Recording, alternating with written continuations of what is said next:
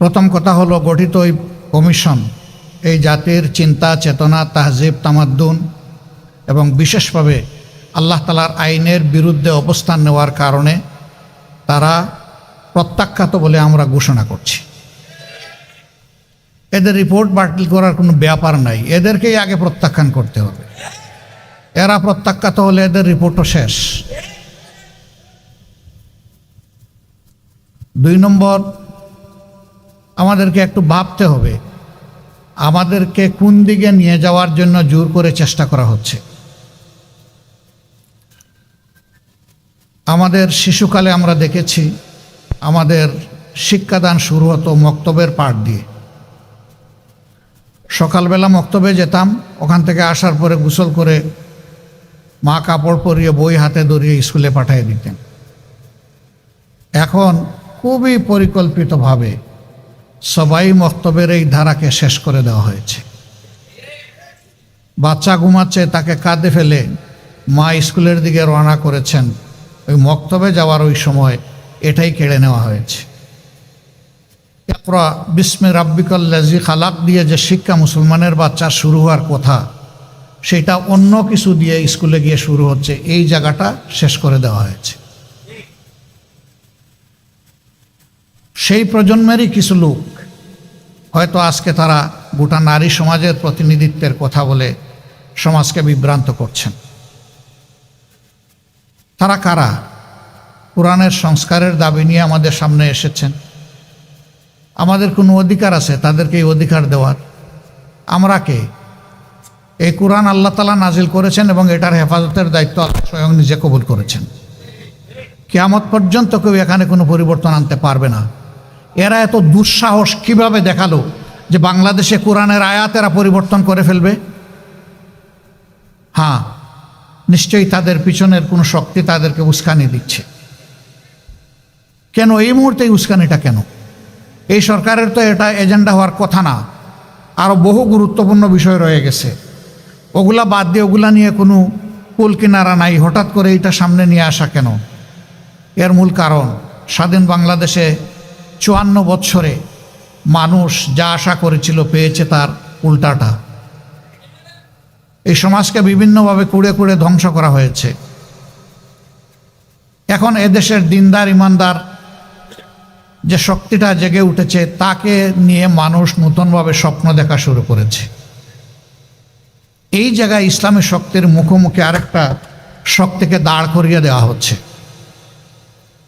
জনগণের দৃষ্টিকে ভিন্ন দিকে প্রবাহিত করার জন্য, নিয়ে যাওয়ার জন্য। অতীতের সকল চক্রান্ত এদেশের মুসলমানরা ঐক্যবদ্ধভাবে প্রতিহত করেছেন। ইনশাআল্লাহ এই চক্রান্ত টিকবে না, এটাও ভেসে যাবে ইনশাআল্লাহ। এরা শুধু আল্লাহ তাআলার কোরআন বিরোধী প্রস্তাবনা নিয়ে আসে নাই, এরা নিজেরা স্ববিরোধীও বটে। একদিকে তাদের ভাষায় তারা নারী পুরুষের সমান অধিকার চায়, আবার তারা বলতেছে সব জায়গায় এত % কোটা নির্ধারণ করতে হবে। তো এটা তো স্ববিরোধী হয়ে গেল না? অধিকার যদি সমান হয় কোটার প্রশ্ন আসবে কেন? যার যার যোগ্যতা প্রমাণ করে নিজ জায়গায় চলে যাও, তাইলে তো কোটার দরকার নাই। কোটা দেওয়া হয় পিছিয়ে পড়া বংশকে তাদেরকে সুযোগ দেওয়ার জন্যে। নারীরা এই দেশে পিছিয়ে পড়ে নাই। নারীরা আমাদের মা, আমাদের বোন, আমাদের কন্যা, আমাদের ইজ্জত এবং সম্মানের প্রতীক। এরা তার সব কিছু তছনছ করে দিতে চায়। পরিবারে পরিবারে এরা দাঙ্গা লাগাতে চায়। এখানে প্রস্তাবনায় ম্যারিটাল রেপ বলে একটা কথা এসেছে।